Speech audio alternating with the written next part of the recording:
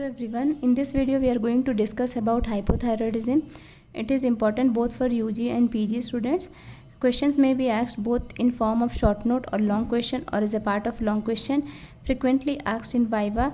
Also, disorder of thyroid hormones or thyroid gland are frequently asked in DNB examination. So let's start the topic. Coming to the definition, hypothyroidism is defined as deficiency of thyroid hormone that produces signs and symptoms of hypometabolism. Thyroid hormones regulate various metabolic processes in our body. So in the deficiency of the hormone, features of hypometabolism are seen. Also, when there is excess of thyroid hormone, the features of hypermetabolism will be seen. Seen in 2 to 15% of the population, with female more prone to develop the disease than the males. The risk of developing the disease increases with age. Symptoms: the onset is insidious. The patient may present due to goiter or the swelling of the neck rather than the symptoms of hypothyroidism. As it is a disorder of hypometabolic state, so everything in the body will be slowed down. We can remember like that. That is, there will be mental dullness, the brain will slow down, so the energy level will be slowed down, so the patient will feel lethargic, fatiguability, increased sleep. There will be hoarsening or deepening of the voice due to accumulation of fluid around the vocal cords. It is a feature which can be easily recognizable over telephonic conversation. So a change of voice of a person when someone talks to the person over phone also can raise a suspicion of hypothyroidism. There will be hair loss, weight gain with poor appetite. So in spite of being poor appetite, there will be weight gain in contrary to the weight loss because of the fluid accumulation. There will be cold intolerance, typical feature. Menstrual irregularity in female with either menorrhagia, amenorrhea or oligmenorrhea. Infertility will be seen. Delayed puberty in adolescence. There will be depression, muscle weakness will be seen. Coming to the signs: cool and dry skin due to absence of sweating, thinning of the epidermis, hyperkeratosis of the stratum corneum, myxedema will be seen. There will be puffy face, myxedematous or edematous eyelids, non-pitting peritibial edema, keratonemia due to accumulation of keratin in the skin. There will be diffuse alopecia. Slowness of the heart leads to bradycardia, decreased pulse rate. Usually diastolic hypertension is seen. Pericardial effusion seen in 30% of the cases. Conductive deafness due to accumulation of the fluid in the ear cavity. Carpal tunnel syndrome and other entrapment syndromes will be seen commonly. There will be delayed tendon reflex. In autoimmune cause of hypothyroidism, the signs and symptoms of other associated autoimmune disorders can be seen. Pernicious anemia, type 1 diabetes mellitus, vitiligo, Addison's disease, alopecia areata, these are the commonly associated autoimmune disorders seen along with autoimmune hypothyroidism. And less commonly seen autoimmune disorders are SLE, myasthenia gravis, Sjogren's syndrome and rheumatoid arthritis. Based on TSH and FT4, that is free T4 level, the causes of hypothyroidism can be classified as primary, secondary or tertiary. In primary hypothyroidism, there will be defect of the thyroid gland itself, so it will not produce enough thyroid hormone in spite of sufficient amount of TSH being present. So seen are low FT4 and increased TSH level in lab finding. In secondary hypothyroidism, there will be defect of pituitary gland, so the TSH will not be synthesized or secreted in sufficient amount to cause stimulation of the thyroid gland. In tertiary hypothyroidism, there will be disorder of the hypothalamus. Sufficient quantity of TRS, that is thyrotropin releasing hormone, will not be produced, so the stimulation to the anterior thyroid to produce the anterior pituitary to produce the TSH will be absent, and hence stimulation to the thyroid gland to produce or secrete the thyroid hormone is not there. First, we will discuss about primary hypothyroidism. Coming to the causes can be endogenous or exogenous causes. In endogenous causes, there will be 3 causes. That is, first one is autoimmune cause. Under it, we will discuss about Hashimoto thyroiditis, atopic thyroiditis, late stage of Graves' disease, postpartum thyroiditis. Second cause is dyshormonogenesis, that is inborn error of thyroid hormone biosynthesis. There may be iodine or sodium pump dysfunction, inadequate organification or iodination, defective thyroglobulin, deiodinase deficiency or Pendred syndrome. This part we will discuss when we will discuss in detail about thyroid hormone synthesis, so that with every step I will explain how defect of which part will lead to insufficient production of the thyroid hormone. Third cause is developmental disorder of the thyroid gland. Here there will be either congenital hypothyroidism or ectopic thyroid. We will discuss in detail in this video about autoimmune thyroiditis or hypothyroidism and developmental disorder of the thyroid gland. The second part we will discuss with the thyroid hormone synthesis, and for exogenous causes we will make separate video. In this video we will discuss how to diagnose the hypothyroidism state, the lab diagnosis, and how to approach a patient with complaining with symptoms or presenting with symptoms and signs of hypothyroidism. Coming to exogenous cause, there may be deficiency or excess of thyroid iodine.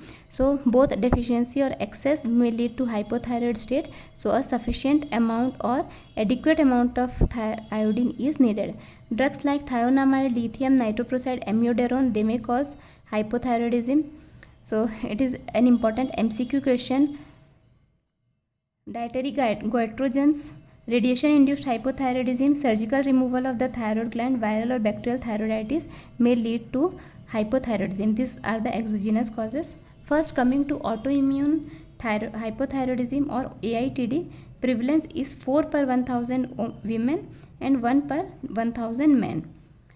First, coming to Hashimoto thyroiditis, also known as chronic lymphocytic thyroiditis. This is the histological name or histological feature of Hashimoto thyroiditis, where there will be lymphocytic infiltration in the thyroid gland or thyroid follicular cells. The destruction of thyroid follicular cells by cell-mediated autoimmune process. Cell-mediated immunity, about this I have made a separate video on autoimmunity. I have tried to explain Hashimoto thyroiditis and atrophic thyroiditis by comparing the common and different features of both at one place. In Hashimoto thyroiditis, there will be marked lymphocytic and plasma cell infiltration, but in atrophic thyroiditis, the infiltration is less. There will be secondary lymphoid follicle or germinal center formation seen due to infiltration of the cells, immune cells, but the follicles are absent in atrophic thyroiditis. Colloids are absent in both the cases. Mild to moderate fibrosis seen in Hashimoto thyroiditis, but extensive fibrosis is seen in atrophic thyroiditis. Coming to postpartum thyroiditis, it occurs due to decrease of immunity following delivery. Incidence is 5% of all pregnancies, and women with thyroid autoantibodies are at more risk. So during the pregnancy state, during the antenatal period, screening with thyroid autoantibodies should be done to prevent postpartum thyroiditis. Then clinical course, transient hypothyroidism or hyperthyroidism or both can be seen, and they return to euthyroid state by 1 year postpartum. Coming to diagnosis part of autoimmune thyroiditis, up to 20% of the patient have autoantibodies against TSH receptors. So these TSH receptors blocking antibodies, they will block the receptor where TSH binds, so stimulation to the gland will not be there, so sufficient quantity of thyroid hormones will not be produced, leading to hypothyroid state. This TSH receptor blocking antibodies can even cross the placenta during pregnancy, causing transient hyperthyroidopenia in infant. That is, there will be increased TSH and normal T4 level. Increased TSH will be because of blocking, more and more thyroid TSH will be there, or TSH number will be increased, TSH level will be increased to produce normal amount of thyroid hormones. Rarely, in few patients, a mixture of thyroid stimulating immunoglobulin and TSH receptor blocking antibodies will be seen. So the feature of the patient, of such patient, will be either hypothyroidism or hyperthyroidism, means the frequent change of the feature of the patient will be seen. So in these cases, if in clinical case we found a patient with once the lab investigation reveals hyperthyroidism, after few days on follow-up again feature of hypothyroidism is seen, or the patient is complaining of feature of both hypo and hyperthyroid state in intervals, so in that case suspicion should be there on presence of TSI or thyroid TSH receptor blocking antibodies. In such cases, frequent monitoring of the patient and frequent follow-up is required. In 90% of the patient with Hashimoto thyroiditis have autoantibodies against thyroperoxidase or thyroglobulin. So there will be autoantibody or also antibodies against microsomal antibody can be seen. More frequently seen are antibodies against thyroperoxidase and microsomal antibodies, and in later stage of the disease antibody against thyroglobulin may be seen, but more commonly seen are autoantibodies against TPO and thyroglobulin TPO and microsomal antibody. What happens in pregnancy state? In females with reproductive age group, one indication of thyroid autoantibody testing in the absence of hypothyroidism is infertility or recurrent miscarriage. So if the patient is complaining of infertility or recurrent miscarriage and there is no feature or no complaint of hypothyroidism, in such cases also there is indication to test for presence of autoantibodies against the thyroid hormone. The inheritance of autoimmune thyroid disorder is polygenic and multifactorial, and various genetic loci which are suspected are HLA, DR, CTLA, CD4 and IL-2 interleukin 2 receptors. This may be also asked in MCQs. Coming to the another endogenous cause of hypothyroidism, that is developmental hypothyroidism. First one is congenital hypothyroidism, second was the ectopic thyroid. So in congenital hypothyroidism it includes either aplasia, hypoplasia of the thyroid gland, ectopic thyroid, lingual thyroid. These account for 75% of the cases of congenital hypothyroidism. In 10% of the cases, thyroid dysharmonogenesis will be seen, and in 5% cases, hypothalamic or pituitary abnormality seen. Rare cause of congenital hypothyroidism is loss of function mutation in TRH receptor. Sometimes there is transient congenital hypothyroidism seen. The causes of this is severe maternal iodine deficiency, acute iodine exposure, transplacental transfer of thionamides taken for the treatment of maternal hyperthyroidism, transplacental transfer of TSH receptor blocking antibody. So in these cases there will be transient congenital hypothyroidism in the infant. The diagnosis by newborn screening by dried blood spot. Newborn screening is now commonly used as is one of the parameter. In newborn screening, one of the parameter used is for testing for congenital hypothyroidism. Here either T4 is tested or TSH is tested. If in newborn screening the TSH is greater than 60 microgram international unit per ml after the first 24 to 48 hours of life, there will be presumptive diagnosis of primary hypothyroidism, or primary hypothyroidism should be suspected in such cases. If TSH is between 20 to 59 milli-IU per liter, the infant is clinically evaluated and repeat thyroid testing is performed before starting the thyroid replacement or hormone replacement therapy. And if TSH is less than 20, the primary hypothyroidism is excluded. Then screening with, important point is, screening with T4 only will miss the cases of subclinical hypothyroidism where TSH is elevated but T4 has not yet been depressed. So testing of both T4 and TSH should be done. And then transcription factor mutation involving TTF1 and PAX8 have been found in cases of congenital hypothyroidism. This transcription factor are important for thyroid hormone formation during the antenatal period. We will discuss about this in detail when we will discuss about thyroid hormone synthesis. In that part we will discuss these two. So it is important MCQ question.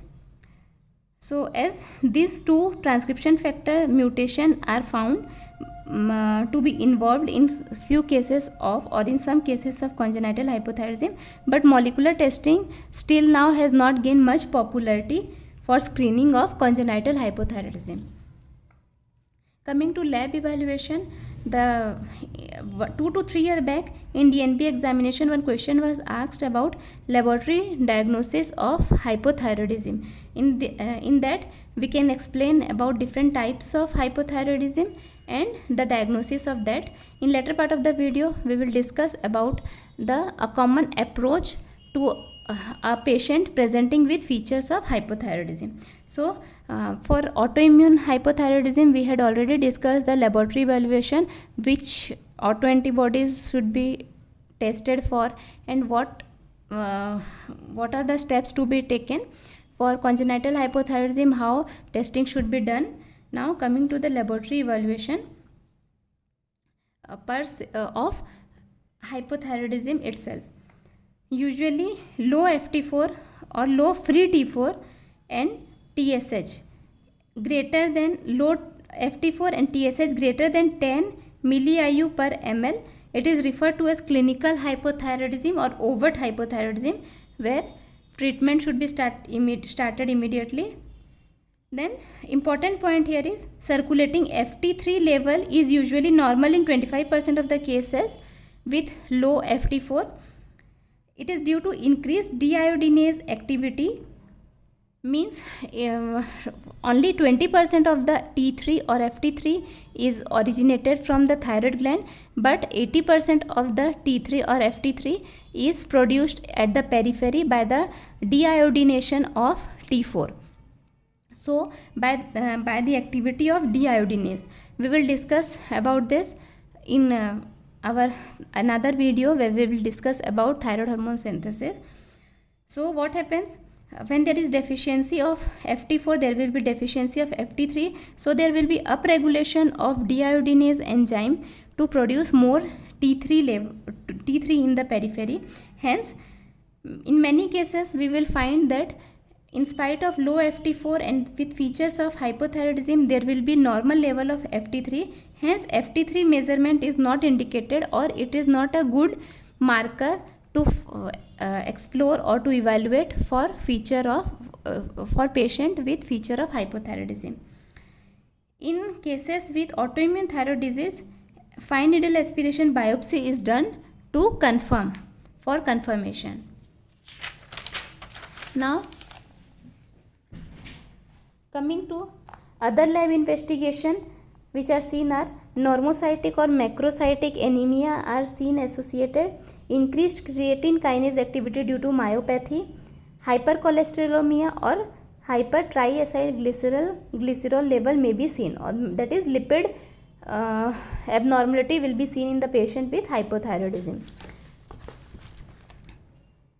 Coming to approach to the patient with hypothyroidism, first we will measure the TSH level.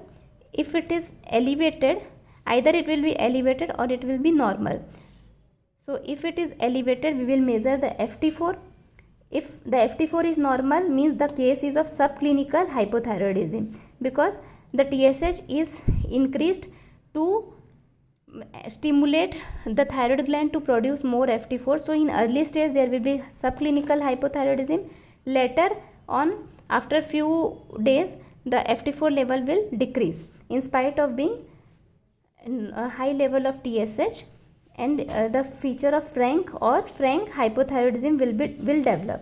So in case of subclinical hypothyroidism, if the patient is symptomatic or TPO antibody is positive, then T4 treatment should be started. If the patient is asymptomatic or the autoantibodies are absent, then annual follow-up should be done. When FT4 is found to be low in case of increased TSH level, the condition is primary hypothyroidism.